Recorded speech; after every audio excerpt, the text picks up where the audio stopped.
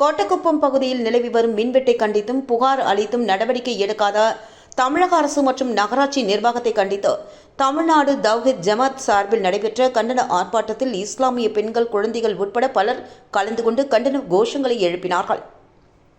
புதுச்சேரி அடுத்த கோட்டக்குப்பம் நகராட்சிக்கு உட்பட்ட பல்வேறு பகுதிகளில் நிலவி வரும் தொடர் மின்வெட்டை கண்டித்து சீரான மின்சாரத்தை வழங்கிட கோரியும் அந்த பகுதியில் துணை மின் நிலையம் அமைத்திட வேண்டும், குடிநீர் பிரச்சினையை சரி செய்திட வேண்டும் என பலமுறை நகராட்சி அதிகாரிகளை சந்தித்து புகார் அளித்தும் இதுவரை நடவடிக்கை எடுக்காத கோட்டக்குப்பம் நகராட்சி மற்றும் தமிழக அரசை கண்டித்து தொகுதியின் சட்டமன்ற உறுப்பினரை கண்டித்தும் தமிழ்நாடு தவ்ஹீத் ஜமாத் சார்பில் கோட்டக்குப்பம் நகராட்சி எதிரே கண்டன ஆர்ப்பாட்டம் நடத்தப்பட்டது. இந்த ஆர்ப்பாட்டத்தில் அப்பகுதியை சேர்ந்த இஸ்லாமிய ஆண்கள், பெண்கள், குழந்தைகள் என 200க்கும் மேற்பட்டோர் கலந்து கொண்டு கோட்டக்குப்பம் நகராட்சியை கண்டித்தும் அதிகாரிகளை கண்டித்தும் கண்டன கோஷங்களை எழுப்பினர்.